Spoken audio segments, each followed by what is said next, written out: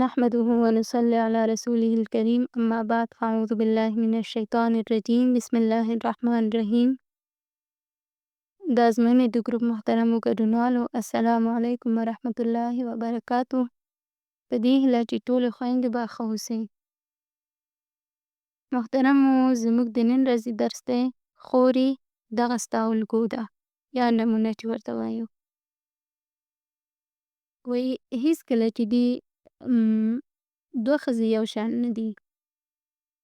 هغه کومه ښځه چې د هغې د رسول الله صلی الله علیه وسلم د رهبرۍ لاندې ژوند کړی، همدارنګه د صحابه کرامو د رهبرۍ لاندې ژوند کړی دی، او هغه کس چې هغوی خپله الګو ځانته خپله نبي علیه السلام ټاکلی او هغه ښځې دوی د هغه ښځو سره برابرې نه دي چې دوی د ځان لپاره سندرغاړي او هنرمندانې الګو او نمونه ټاکلي وي.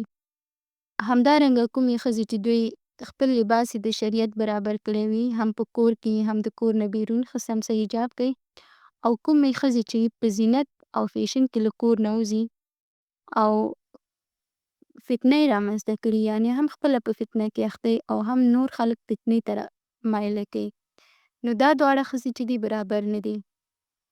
همدارنګه هغه ښځې چې دوی د مسلمانانو په حالت باندې ژاړي، د مسلمانانو په مظلومیت باندې د دوی په مشکلاتو باندې ژاړي، او کومه ښځه چې مثلاً یو فلم، یو ډرامه، یو سریال وګوري او سریال کې کوم سخت حالت راشي په هغې باندې ژاړي، نو دا هېڅکله هم برابرې نه دي.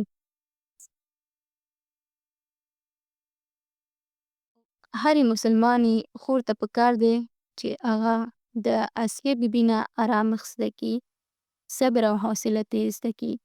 همدارنګه د مریم بیبي نه پاک دامني زده کړي، له خدیجې رضی الله عنها نه وفا زده کړي چې څومره په مینه او وفا یې نبي علیه السلام سره ژوند کړی او څومره یې د نبي علیه السلام ملاتړې وه او څومره یې ورته ډاډ او تسلي ورکړې په سختو حالاتو کې. همدارنګه د حضرت فاطمې رضی الله عنها نه باید اطاعت زده کړي چې څنګه د الله تعالی د اوامرو او د نبي علیه السلام د اوامرو فرمانبرداري کوله. همدارنګه د عایشې رضی الله عنها نه باید رښتینولي او صداقت زده کړي. خو داسې نه ده، یعنې اوس چې موږ ټولنه کې ګورو هرې ښځې دا خپل نمونې هېرې کړي دي. دا یې هېر کړي دي چې موږ باید د چا تابعداري وکړو، بلکې دوی د هغه چا پیروي کوي، د هغه چا په لوڼو پسې روان دي چې هغوی په اصل کې عزت او شرف نه لري.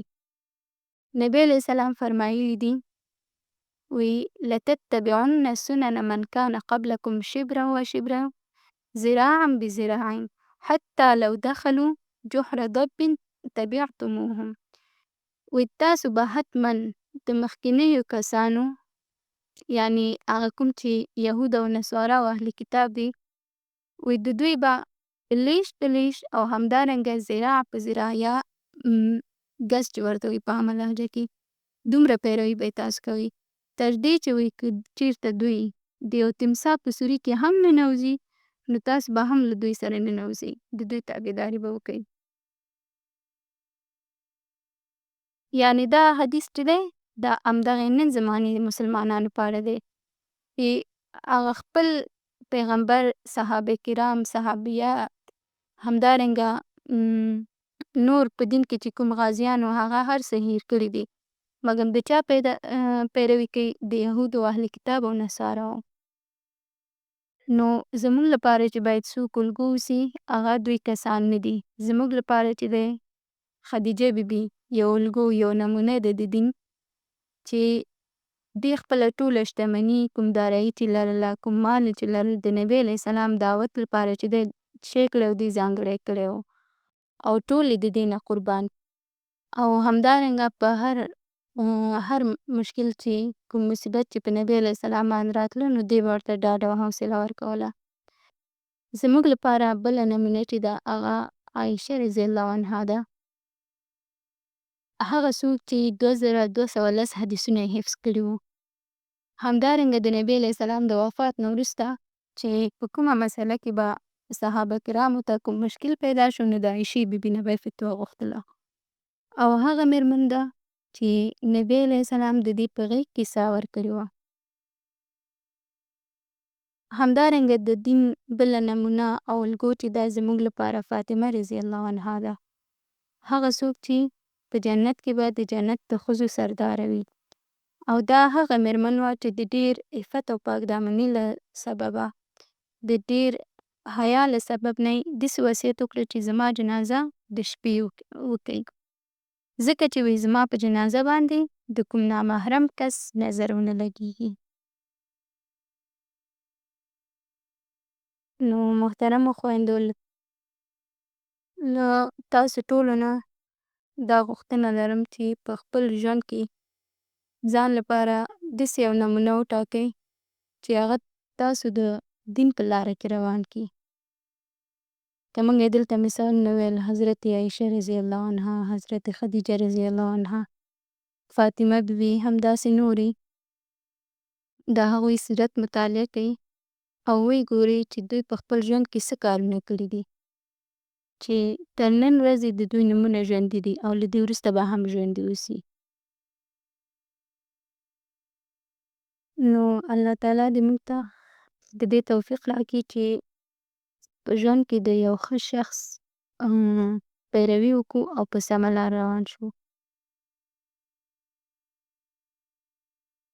نحمده ونصلي على رسوله الكريم، اما بعد، فاعوذ بالله من الشیطان الرجیم، بسم الله الرحمن الرحیم. د ازموینې د ګروپ محترمو ګډونوالو، السلام علیکم ورحمة الله وبرکاتو. په دې هیله چې ټولې خویندې به ښه اوسئ. محترمو خویندې، زموږ د نن ورځې درس دی خورې دغه ستا الګو ده چې د دې درس پاتې برخه ده. نیمایي پرون ویل او نیمایي پاتې شو چې موږ ته په دین کې د ځینو مېرمنو نمونې ذکر شوي وي. د هغې څخه بله نمونه یم چې وه هغه فاطمه رضی الله عنها وه چې دا زموږ لپاره یو الګو نمونه ده. هغه څوک چې رسول الله صلی الله علیه وسلم ته به یې په سختو حالاتو کې خواړه وروړل. او یو ظالم پاچا چې حجاج ابن یوسف نومېده، هغه د دې زوی په دار کړه، ویې ځړول، خو بیا هم دې صبر وکړه او ویې ویل وایي زما زوی ته دی خپل آخرت یې ودان کړه او د حجاج دنیا یې ورانه کړه. همدارنګه بله الګو زموږ لپاره سمیه رضی الله عنها ده.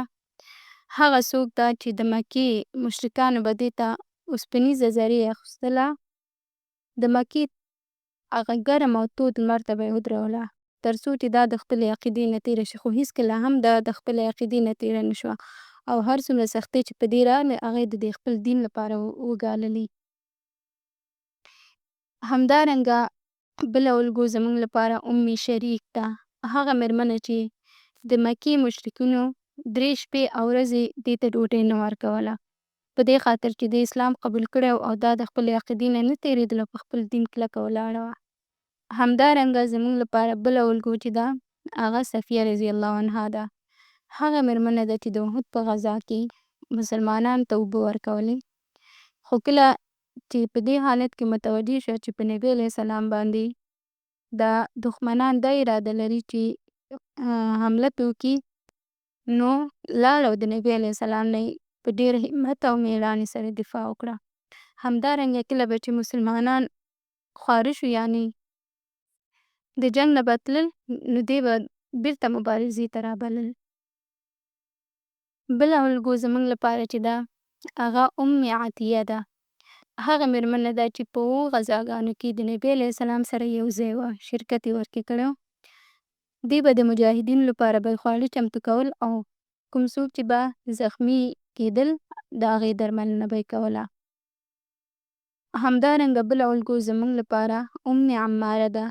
هغه مېرمنه چې له 6 غزاګانو څخه په زیاتو غزاګانو کې د نبي علیه السلام سره شرکت کړی و او د احد په غزا کې د نبي علیه السلام څخه ساتنه کوله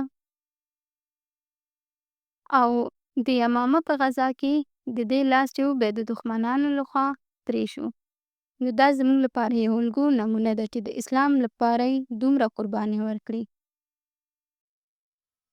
همدارنګه بله الګو زموږ لپاره ام سلیم ده. هغه مېرمنه چې د امیدوارۍ په حالت کې دې د حنین په غزا کې ګډون وکړ او کله چې دې غوښتل چې د ابوطلحه رضی الله عنه سره واده وکړي، نو هغې ته یې دا مهر وټاکل چې ته اسلام راوړه، دا ستا زما مهر دی ستا لپاره. همدارنګه زموږ لپاره بله الګو چې ده هغه ام حرام ده. هغه مېرمنه ده چې د قبرس په فتحه کې یې ګډون درلود.